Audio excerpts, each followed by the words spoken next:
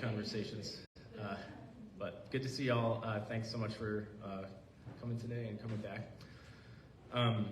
I thought I would start out by reading the short prayer about the nations that I read last week, so I'll read that. We pray for all nations, that they may live in unity, peace, and concord, and that all people may know justice and enjoy the perfect freedom that only God can give. God of liberty and freedom, hear our prayer. Amen. If you were here last week, I framed the session then as with some comments about God's plan for the nations that we see running through the Bible. There's this thread, and I'm not going to go through that again today, but just as a very quick reminder, because we'll be looking at a lot of nitty-gritty details, a lot of which involve conflict, and so and much like we see around us today. And so things in the ancient world were similar in a lot of respects. And so I just want to remind us at the outset again of that God creates humanity to multiply, fill the earth, to bless the earth and bless creation. And he calls Israel specifically to bless all peoples through themselves. And then we see that thread running through the Bible. And we'll talk a little bit more at the end of today's session about that. But again, I just want to put that as the overall frame for the comments here. One other comment of an introductory nature, just by way of reminder from last week, is that I was mentioning that the image of a nautilus shell is one way to think about Israel and the nations that are people groups that immediately surround it. And that works, I think, in a number of respects. It describes the geography where Israel and Judah are in the center. And then as you kind of spiral out through the nautilus curve, you come across the other nations that we're talking about. So the Ammonites, the Moabites, the Edomites, the Philistines, the Phoenicians, the so-called Canaanites, the Arameans. And so those are the people groups that are really close to Israel and Judah.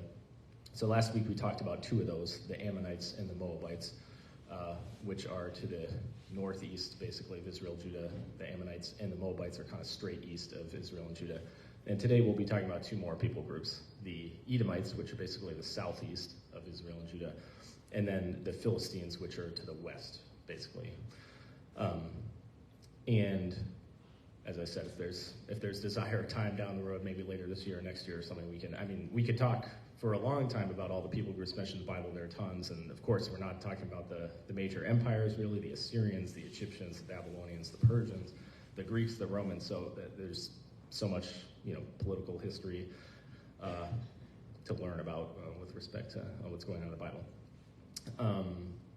And just one other recap intro thing that I mentioned last week is the reminder or need for humility.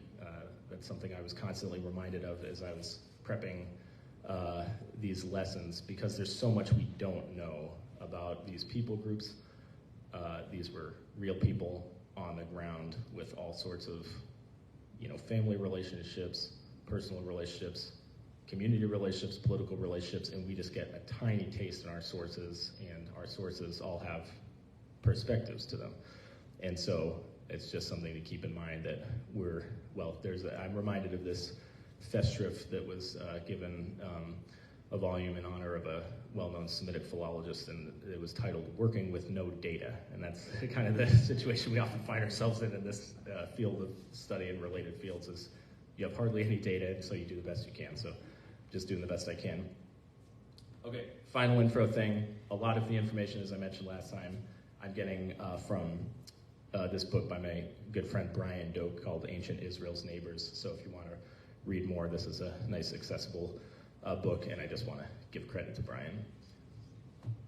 Okay, so as I said, today we'll mainly be talking about these two people groups, the Edomites and the Philistines. And I'm using the term people groups deliberately because we can use the word nation to describe these peoples, but the modern idea of a nation state wasn't really, it's a pretty modern idea. And, there were political nations and states, of course, in the ancient world, but that they weren't necessarily like the ones today in certain ways. And especially these smaller groups, often they were loose confederations of people who, may or may not have been ethnically related, may or may not have spoken the same language. They lived near each other, and sometimes they would collaborate for military or other political purposes. And so if we say nation, we might think like, oh, they were all just unified all the time and the same. But I want to say, it's more complicated than that.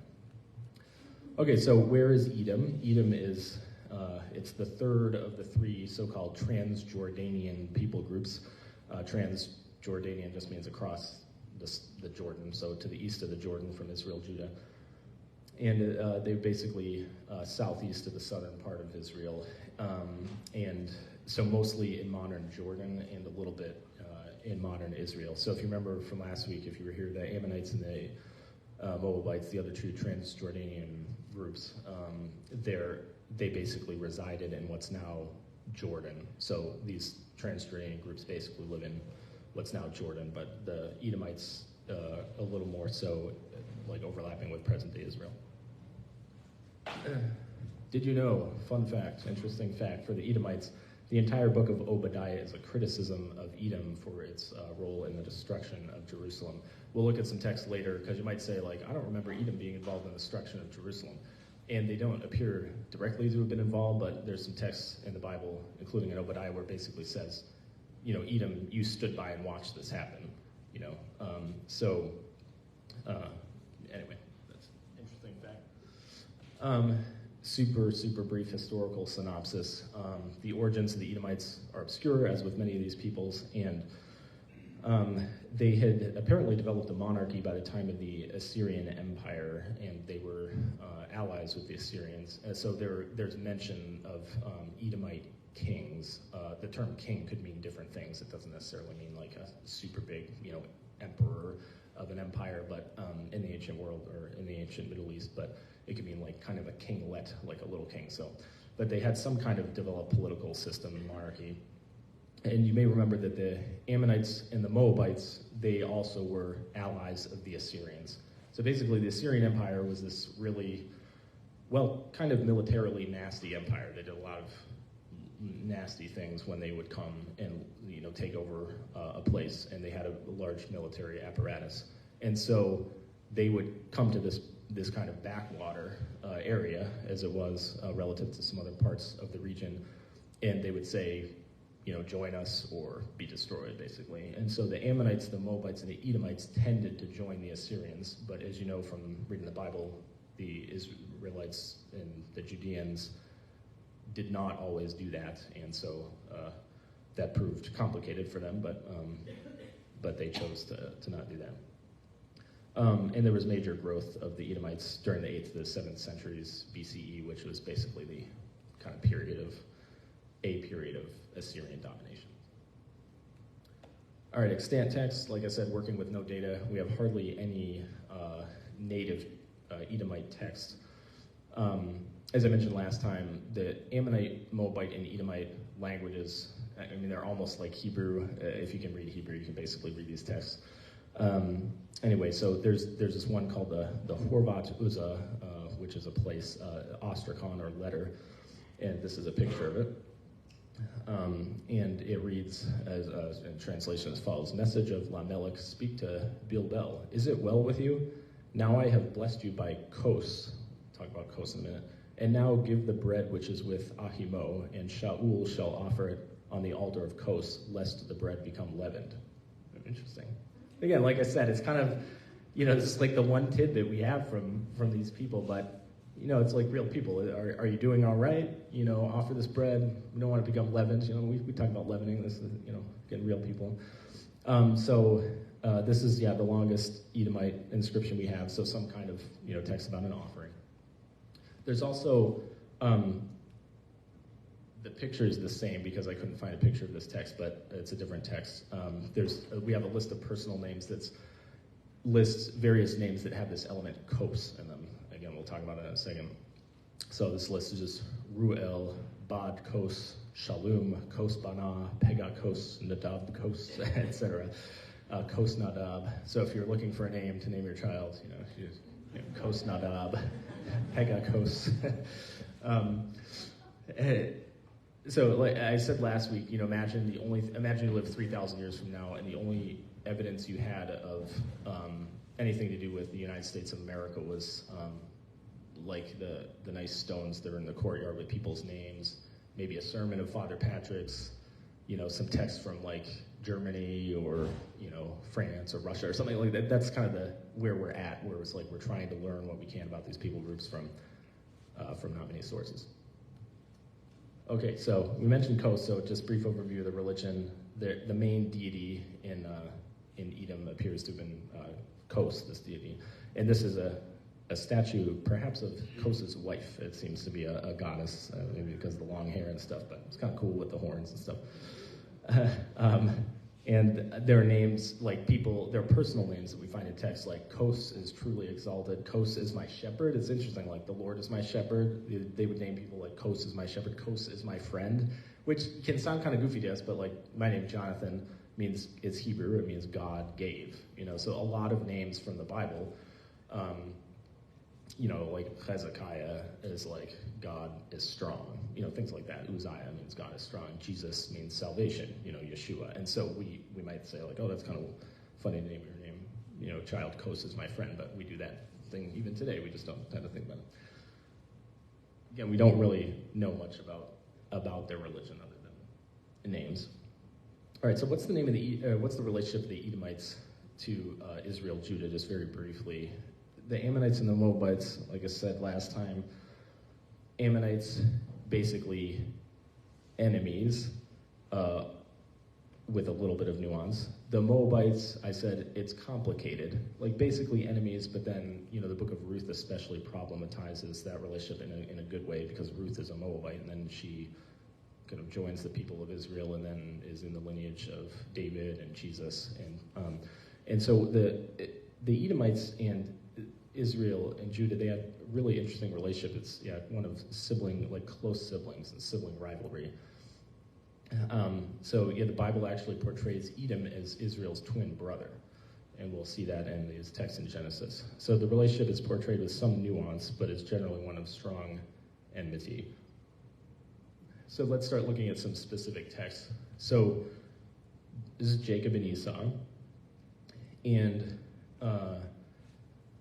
I'll just read this first text, and we can talk about it. So Genesis 25, 23 to 26. And the Lord said to her, 2 nations are in your womb, and 2 peoples born of you shall be divided. The one shall be stronger than the other, the elder shall serve the younger. Honey, is Rachel? Rebecca, sorry. So Joanna always knows way more about this than I do, so I always tell her, like, you should be teaching this class, not me. Okay, so this is Rebecca. So Rebecca's going to have twins. When her time to give birth was at hand, there were twins in her womb. The first came out red, all his body like a hairy mantle, so they named him Esau. Afterwards, his brother came out with his hand gripping Esau's heel, so he was named Jacob. The name Jacob sounds like the Hebrew word for heel, and the name Edom sounds like the Hebrew word for red, so it says he was red. Afterward, his brother came out. Isaac was 60 years old when Rebecca bore them. So basically, Jacob and Esau are twin brothers, and Jacob is renamed Israel later, and Edom is just another word for Esau. So basically, Israel, like the people group, they view themselves in terms of their origins as Israel's twin brother was Edom, which is pretty interesting. And the relationship between Esau and Edom, the identification of Esau and Edom becomes explicit in this next text, Genesis 25, 30 to 34. So you may remember, so Esau's in the field, he's hunting. I think he says, Esau said to Jacob, let me eat some of that red stuff, this red is what he says, for I am famished. So he's asking, Jacob's preparing some lentil soup or something. And then it says, the text actually then says, therefore he was called Edom. So it says, give me some of that red stuff, ha'adom hazeh in Hebrew. That means the really red stuff. And then it says, therefore he was called Edom. Jacob said, first sell me your birthright. Esau said, I'm about to die. Of what use is a birthright to me? Jacob said, swear to me first. So he swore to him and sold his birthright to Jacob. Then Jacob gave Esau bread and lentil stew, and he ate and drank and rose and went his way. Thus Esau despised his birthright. So that's that famous scene about the birthright, but that explicitly connects Esau with Edom. And we saw last week too, you may remember, with the Ammonites and the Moabites, they're presented as also, even though they're enemies of Israel, they're related to Israel. There's that kind of gross, origin story of Lot, having incest with his daughters, and that's what the Bible says in Genesis is the origin of the Ammonites and the Moabites. So even though there's this really negative view of them, they're really closely related. They're kin.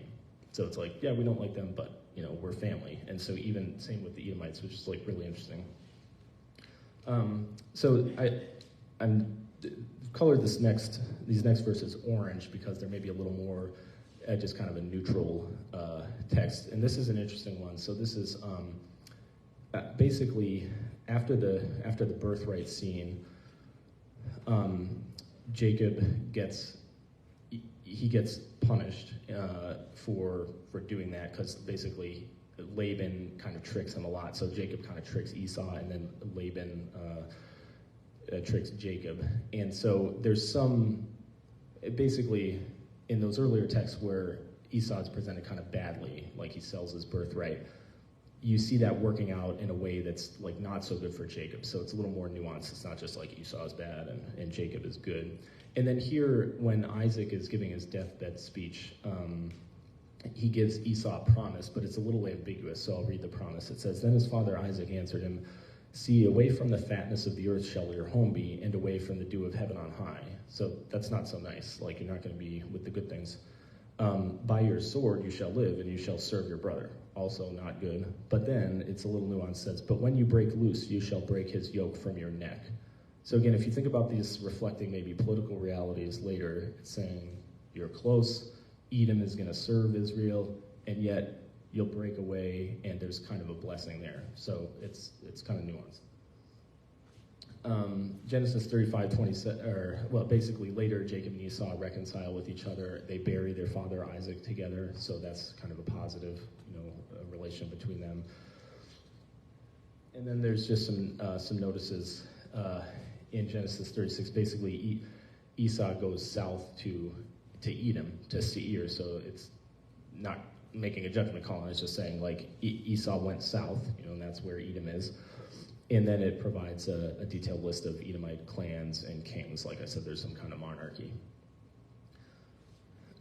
Okay, so thus far, that's Genesis. So the basic point is, in Genesis, we kind of have this interesting kind of nuanced picture of the relationship between Israel and Edom, Jacob and Esau. It's not totally bad, it's not totally good, it's sibling rivalry.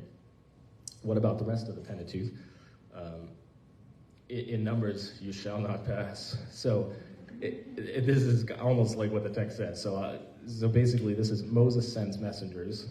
They're wandering, in the wilderness, and Moses sends messengers to the king of Edom.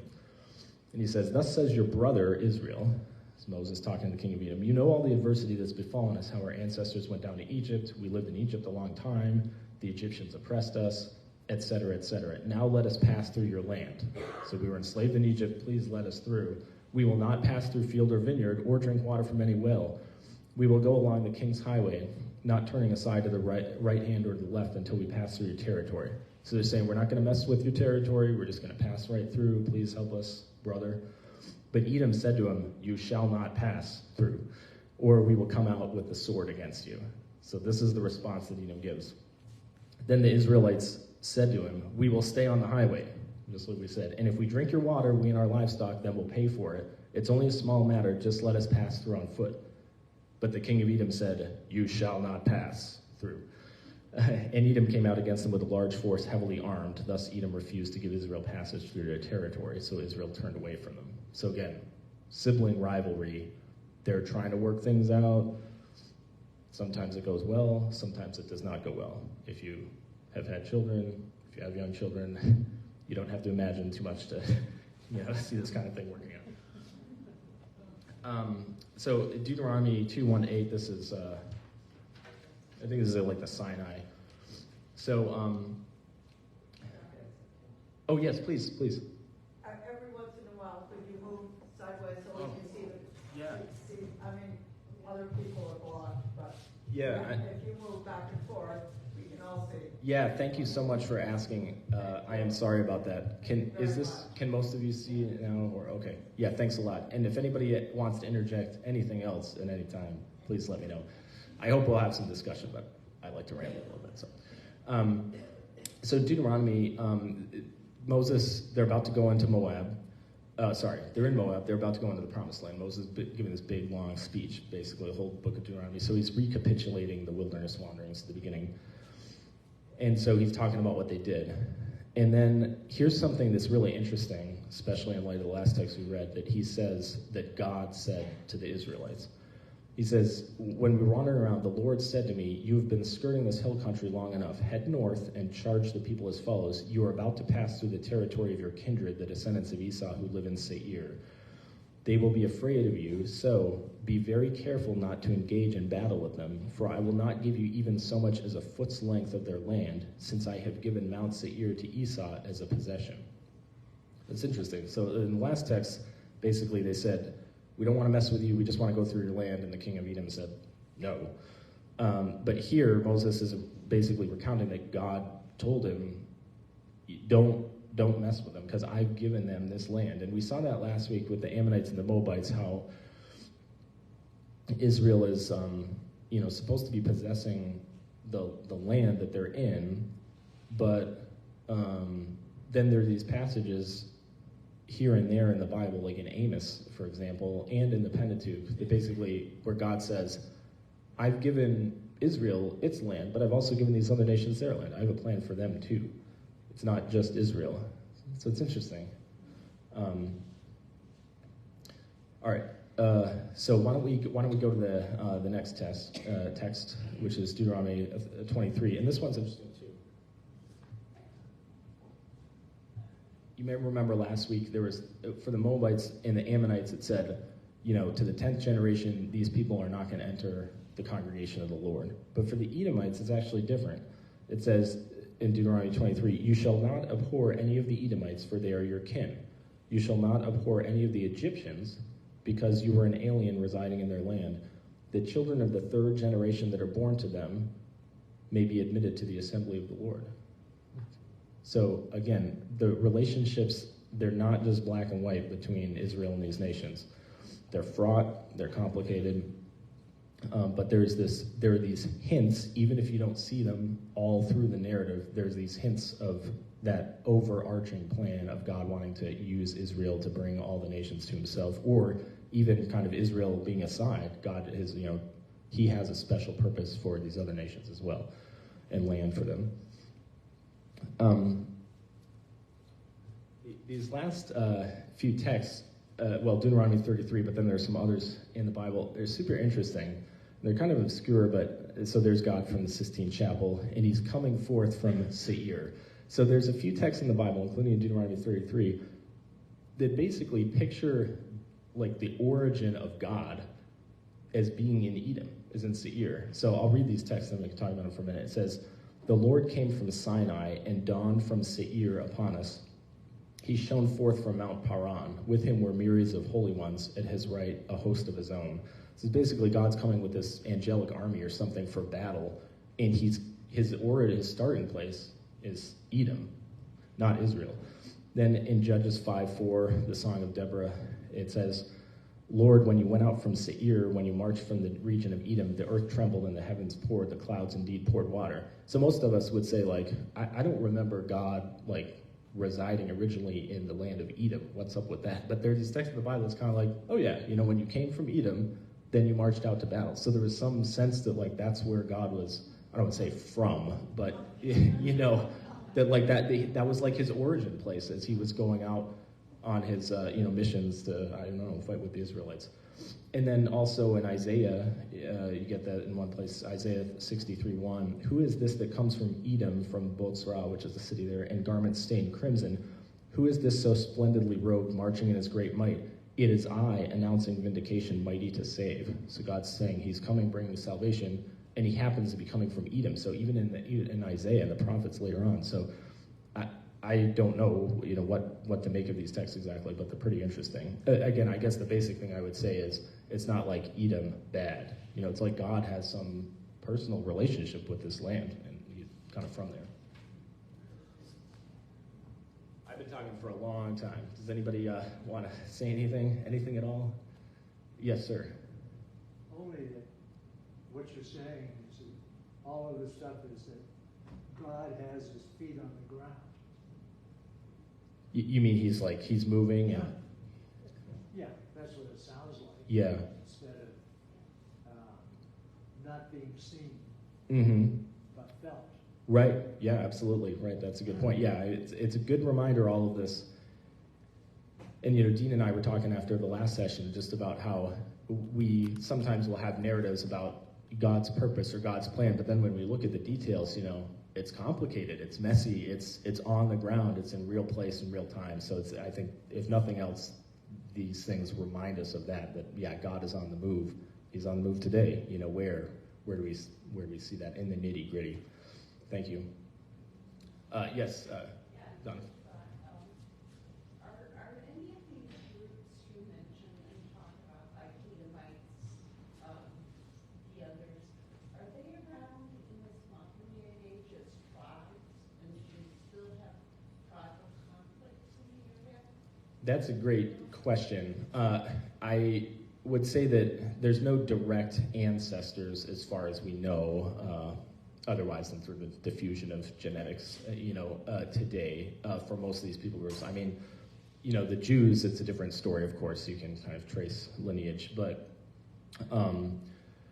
because as a people group, as a religious group, there was a certain coherence that has lasted through history. But these other groups, basically, like I said, the origins of the groups are obscure. Their end is kind of obscure too. In terms of, but again, it gets back to the question of, are we talking about political units? Are we talking about genetically related peoples and things like that? And so kind of as political entities, these groups just kind of, peter out or are lost to history. And sometimes they're maybe transformed in interesting ways, or things go on, like carry on, for example, in names. So one example is like the Edomites. They didn't kind of last as a political entity beyond, like a bit before the time of Christ. But then that region was renamed Idumea, and I think Herod was an Idumean. And so it doesn't mean necessarily he was genetically like related to these people, but like culturally, he's in that area. Also that like the Nabateans, they settled in this area, and then the Nabateans, a cursive version of their writing system was what became Arabic. And that's been diffused, and like millions and millions of people speak and write Arabic today, of course. And so, you can see in really interesting ways how like this area has, led to growth of people groups around the world. But yeah, I don't think we just have the data to say like they're related or something. Does that kind of get at the question? But yeah, it's really interesting. I mean, occasionally you hear something about like, oh, well, Phoenicians, came to America and they're descendants of like Phoenician Americans. Like, well, I don't know about that, but anyway, but great question. Yes, ma'am, did you have a question or thought? Did I see a hand raised earlier? I was just wondering, where is this now? Where is this? We're still south of, I think this is the Sinai Peninsula. So this is kind of south of Israel. Whether this particular picture was exactly in the region of Edom, I'm not sure. I was just trying to find a picture that was kind of like south of Israel that showed it as kind of a nice land with some nice features. But this is very near to Edom. So it's basically straight south of Israel, kind of maybe a little closer to Egypt. Thanks for the great questions and comments. All right. Yes, Mark. The sale of the birthrights is so intriguing. Yeah. Like, if Esau had decided, I'll find something on my own, and that didn't play out that way, that means all of history would have been very different, right? And, is there some kind of something we're supposed to draw from that, right in the balance, right there, that difficult sale? It's good. I'm looking at Joanna here. Maybe Father Patrick, I got to defer to those wiser than me. Any? Yeah, before their birth, God predicts Rebecca that the older is going to serve the younger. So I think there's like this complex intertwining of human action and God's plan that you can't really untangle. Like,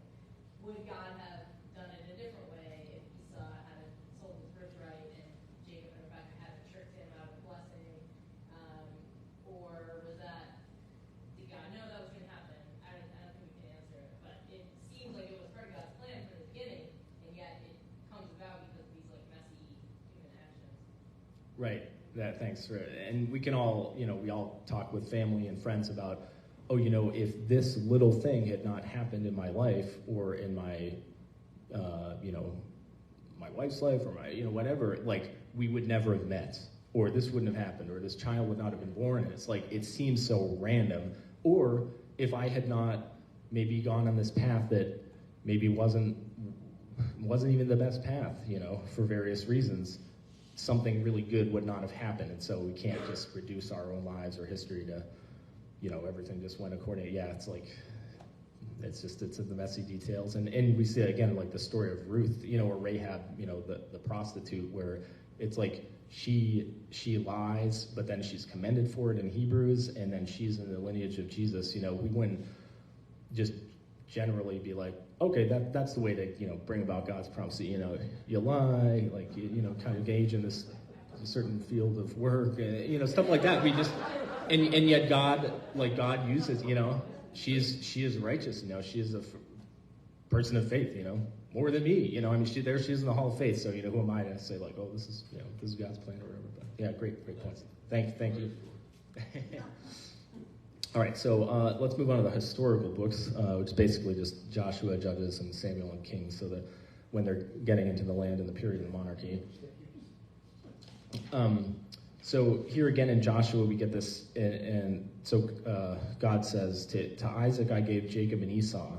I gave Esau the hill country of Seir to possess, but Jacob and his children went down to Egypt. So again, it's just another verse where God is saying, yeah, I gave Israel I had a plan for them. They went down to Egypt, then they had this land later. But I also gave Esau, I have a plan for them, and I gave them this land. But then a lot of the rest of this material is about conflict between Israel and Edom. Again, you shall not pass. So we get this slightly recapitulated scene here with Jephthah. It's Jephthah, right? Again, okay. Jephthah, where it says, Israel then sent messengers to the king of Edom saying, let us pass through your land, but the king of Edom would not listen. So it sounds familiar. We saw this in the Pentateuch. They also sent to the king of Moab, but he would not consent. So Israel remained at Kadesh. Then they journeyed through the wilderness, went around the land of Edom.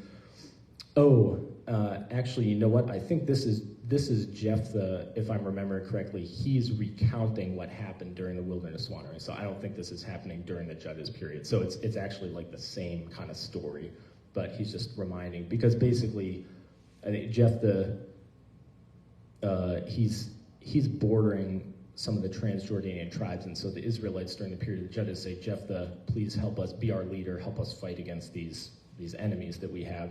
And so he goes to the king of Edom and he says, let me tell you the history about the relationship between our peoples, and he tries to work it out. There's various battle scenes, like basically Saul fights against Edom, David is in conflict against Edom, Solomon is in conflict against Edom, and so there's just kind of a lot of fighting during the period of the so-called United Monarchy and earlier. Then 1 Kings 11, we saw this last time. I think this may be the same chapter, but basically the text says that Solomon was ensnared by the religious practices of his foreign wives, and so this includes Edomites, as it does other peoples. It says King Solomon loved many foreign women along with the daughter of Pharaoh, Moabite, Ammonite, Edomite, Sidonian, which is Phoenician, Hittite women. So that's viewed negatively. And then later in the chapter, in verses 14 to 17, this person called Hadad, the Edomite, rises up against Solomon, as portrayed as divine punishment for Solomon's entanglements here. Kind of randomly in 2 Kings 3, an unnamed king of Edom actually joins the Israelites in fighting against Moab. So again, even if there seems like these kind of recurrent patterns of, enemies, sometimes, political allegiances change. So again, sometimes they were allies. So if you think of modern nations, think of the United States relationship with all sorts of countries around the world, Germany, Japan, France, England, Russia. If you think about the relationships between those nations over the past 200 years, you could not use one word to describe each of those relationships. I mean, they change, they're complicated, it depends on geopolitical factors and a lot of other factors, environmental factors, and so, again, same thing in the ancient world. But yeah, these are a lot of just kind of fighting between Israel and Edom.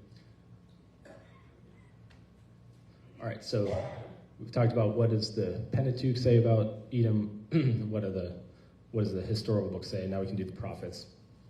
And I'll do this kind of quickly because it's mostly negative, but it's some of these judgment passages, they're really, really intense, and they're actually picked up on in the book of Revelation. So if you remember in Revelation, it talks about Babylon, which is probably just a cipher for either Rome or like the world power in any era. Like the world as opposed to God. It's like there's this like really strong judgment language about like, this is going to be destroyed, fallen is Babylon the Great, it's never going to be inhabited again, it's going to be a haunt for jackals and evil spirits and laid waste and all that kind of stuff. That kind of language, Revelation is largely a pastiche of Old Testament passages, and some of those passages, especially about Babylon being destroyed, are taken straight from judgments on Edom as well as some of the other nations. So I won't read them for sake of time, but... and then, Amos has these kind of like, for 3 transgressions of this nation, for 4, I'm going to punish such and such nation. So the Amos 1:11, thus says the Lord, for 3 transgressions of Edom, and for 4, I will not revoke the punishment, because he pursued his brother with the sword and cast off all pity. He maintained his anger perpetually and kept his wrath forever. I don't know exactly what that alludes to historically, but again, it's interesting because it pictures Edom, Esau, and Jacob, Israel as brothers, as kin. And so it's kind of like the insult of the enmity is all the worse because they're related to each other closely. But also a reminder that in that early part of Amos, chapters 1 and 2, it's you keep getting this refrain, for 3 transgressions and for 4, I'm going to punish Edom, or I'm going to punish such and such a nation. So you can imagine the Israelite readers saying, oh yeah, there are enemies, God's going to punish them, yeah.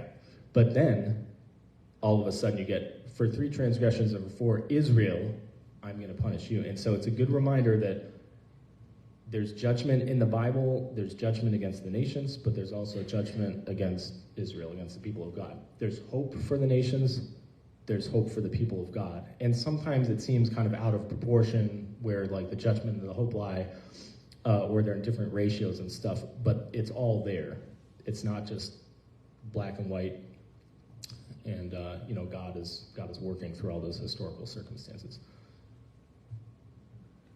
This is obviously not from the ancient Middle East. This is an Amish barn raising, but this is I just thought it was like maybe a memorable image for Amos 9 is a really interesting passage because it says God basically promises he's gonna rebuild the like torn down or broken hut, the fallen hut of David. And so it says, on that day I will raise up the booth of David that has fallen and repair its breaches and raise up its ruins and rebuild it as in the days of old, in order that they may possess the remnant of Edom and all the nations who are called by my name, says the Lord who does this.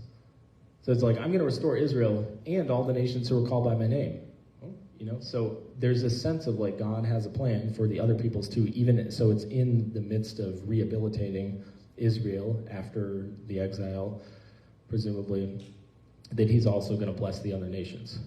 How is not always obvious, but there's a promise. It gets more really intense judgment. Like I said, the Revelation passages are kind of based on this.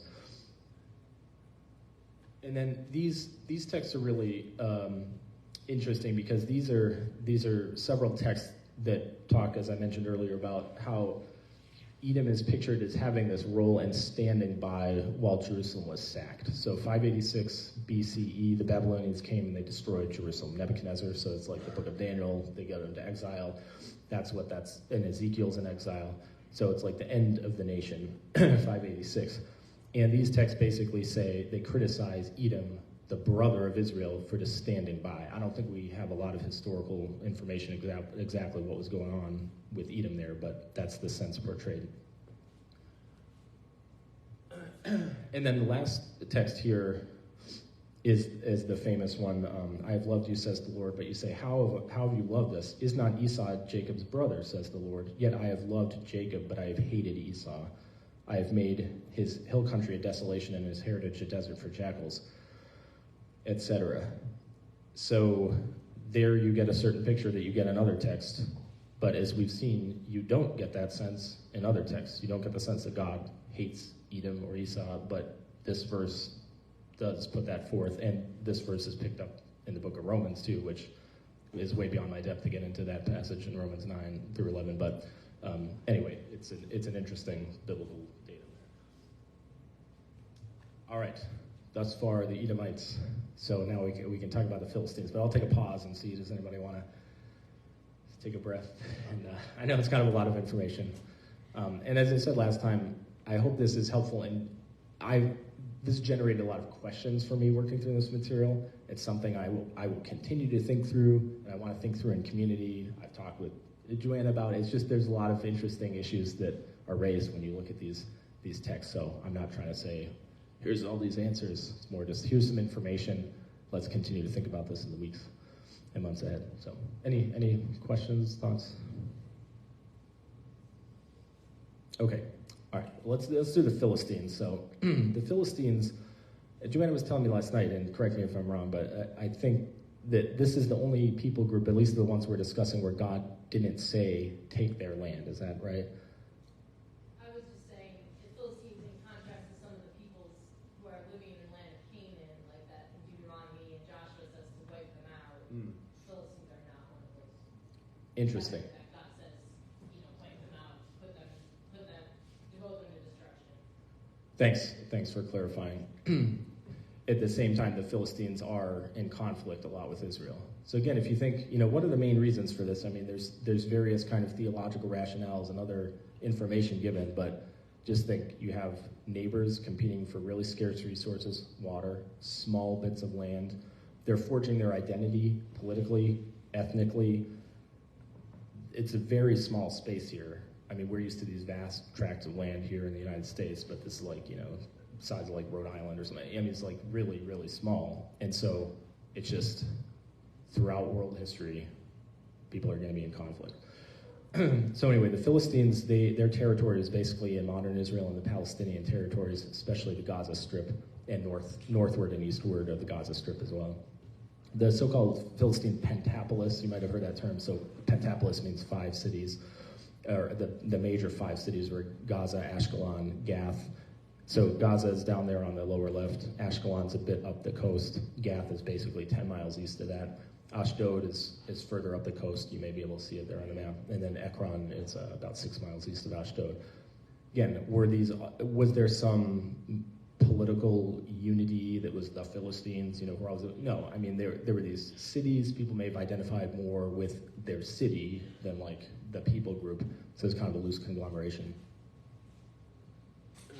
Did you know? Interesting fact. So if you've seen the BFG, a really fun movie version of the BFG by Roald Dahl, that image at the top is from that. So although Philistine has come into English with the meaning brute or backward or uncultured, it's kind of like country person or something, the Philistines actually lived in urban centers. Like I said, the Pentapolis, they possessed military prowess, and they had more sophisticated taste than we tend to think. And so they drank, beer and wine and things like that. And it's from ancient sources about that. And so the Israelites were more of the kind of like living out in the country. And I'm not trying to make a judgment between urban and rural. I love everyone who lives in rural and urban. But if we're tempted to make generalizations about people, it's really easy to generalize about people in the ancient world. Like, oh, the Philistines, they were like this. And what we're really talking about is like, 1,000, 2,000 years of people, a bunch of people. It's like, what do we know? So I want to be very careful not to generalize, but just to kind of problematize, that's not necessarily what Philistines really were, but because they're such enemies of the Israelites, we're like, oh, that person's a Philistine, So next time you're at a dinner party, you can say, oh, Philistines were really like it. Another fun fact is that, so this is from I think the 60s version of Lord of the Flies. I think there's a 90s version to the movie. based on the book by William Golding. So the Baal Zavuv, in 2 Kings 1, basically, the king of Israel says he falls through a lattice, he hurts his legs, and he seeks basically medical advice from Baal Zavuv, the god of Ekron, which was one of the 5 cities of Philistine Pentapolis. Baal Zavuv literally means Lord of the Flies, and it's a dysphemism, which is the opposite of euphemism. So euphemism is when you say something that's like nicer than what you were really saying. A dysphemism is when you say something that's worse than what it actually is. So Baal Zavul, or Zabul, means like Lord Baal, like Prince Baal, and Baal is just this deity. So Baal Zavu is like, no, he's not the prince, he's the Lord of the Flies, kind of like hovers around dung and stuff like that. And of course that name becomes like Beelzebub, but sometimes in the New Testament it's written as Beelzebul too, which is really interesting. Okay, another fun fact, there's a lot of fun facts. So the term Palestine comes from the word Philistine. So like Palestinians, and this gets to your question, where it doesn't mean that they're genetically related. That's not the statement being made, or that there's some direct. It just means the Romans call that coastal region Syria Palestina, and then the name Palestina just stuck, and so we call it Palestine even today. But the word Syria Palestina, the Palestina part, came from the people group, the Philistines. So again, no necessarily direct relation, but the name is endured. This is an interesting fact that I think a lot of us are probably unaware of, is that the Philistines actually were Aegeans. They were Greeks, basically. They had their origin outside the land, unlike the other people groups. They were these are Viking ships. It's just the image was kind of apropos, but it's not historically accurate. So basically in the so-called late Bronze Age, which was like around 1200 BCE, 1300, there's this big societal collapse in the Aegean, and people don't really know exactly why. It might have been from environmental factors, there might have been political factors, economic factors, all of the above. Just think of societal upheaval today. There's often lots of factors involved.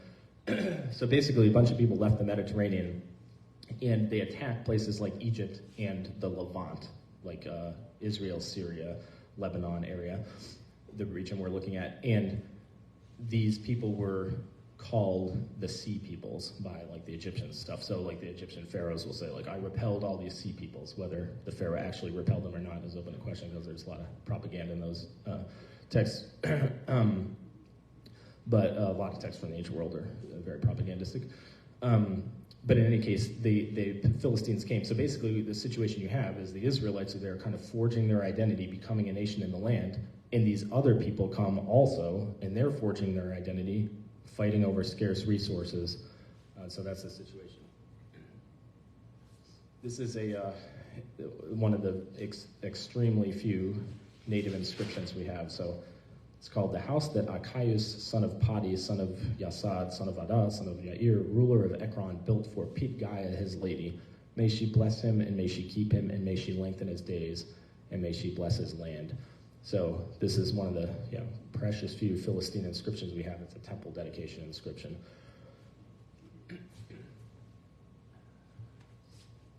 Religion, the main deity of the Philistines was Dagon or Dagon in the Bible. Dagon is the Semitic word for grain. Dog means fish. It's kind of funny because like dog, the animal in English, it sounds like the word for fish in Hebrew. So some people think Dagon was a grain deity. Some people think he's a fish deity. Anyway, that's a picture of him in the lower right. I don't know if he was a fish deity, but that's a scene from Samuel that we'll look at in a minute. We have these other religious kind of figurines called Ashdoda figurines. It might be like fertility figurines, Asherah. There's some inscriptions that mention Asherah. So these goddesses that we see in the Bible, like Asherah, and Dagon appears in the Bible. Again, we don't know much about the religions of these peoples other than what we have in the Bible. We have a few artifacts. Okay, the Bible generally portrays the Philistines as enemies of Israel. That said, the picture is slightly nuanced by some passages. I'm going a little more briskly here because we don't have a lot of time. All right, so Table of Nations in Genesis 10 says that basically, it says that the Philistines descended from Egypt, which is interesting because we know from other sources they came from Crete, basically. But in any case, Genesis 10 basically says Noah's least favorite son was Ham. Ham was the progenitor of Egypt and these other people groups that we fight with. And then Egypt was the progenitor of the Philistines who we fight with. So it's this origin story of their enemies. Genesis 21-26 are interesting because it's the patriarchal period, and you have this interaction between the patriarchs, Jacob, I think, or is it Isaac or Jacob? I can't remember. Anyway, both of them, and the Philistines, where they're negotiating water rights, land rights. One of them goes to the Philistine king of Gerar and like stays with it. It's one of the wife's sister stories with Rebecca, where the king wants to take her into the harem, and he's like, no, she's my wife. He's like, why didn't you tell me she was your wife? One of those two stories. There's others with Abraham. Anyway, it's not just like they're fighting. It's like they're living together. There's some tension, but they're kind of working things out. These are texts that, like I said earlier, basically talk about the sea peoples thing. They basically say the Philistines came from Kaftor, which is the word for Crete. So they came from this island in the Aegean. In the historical books, basically, in Joshua, it says you need to possess their land. You haven't possessed it. The Israelites, they worship the Philistine deities, and then the Philistines oppress them. And then some of the most famous stories about the Philistines are in the Samson story, the Samson cycle. So this is Samson's parents. They get visited by an angel. The angel says, you're going to have a son. And then this son, Samson, ends up fighting a lot with the Philistines. So he kills a bunch of Philistines with the jawbone of an ass, a donkey, and he has other conflicts. He tells the riddle to the Philistines, and then they're fighting in that. Samson and Delilah, they fall in love. Delilah says, tell me the reason for your strength. And then she says, Samson, the Philistines are upon you, and so there's that fraught situation. And then finally, in his death, the Philistines blind Samson, and then he's like basically acting like a circus animal.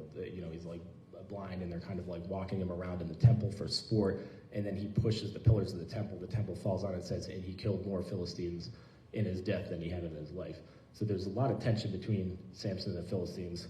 As Joanna was telling me last night, Samson's his own worst enemy. So this isn't necessarily like all the Israelites are fighting with the Philistines. It's particular to Samson, but those are well-known stories.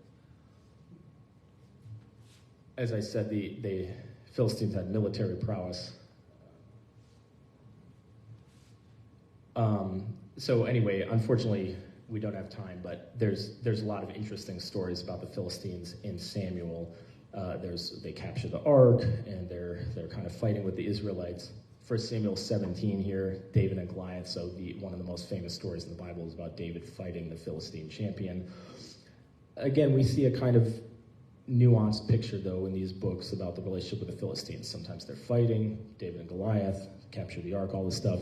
But when they capture the ark, God punishes them with these tumors, and they realize pretty quickly they've been at fault.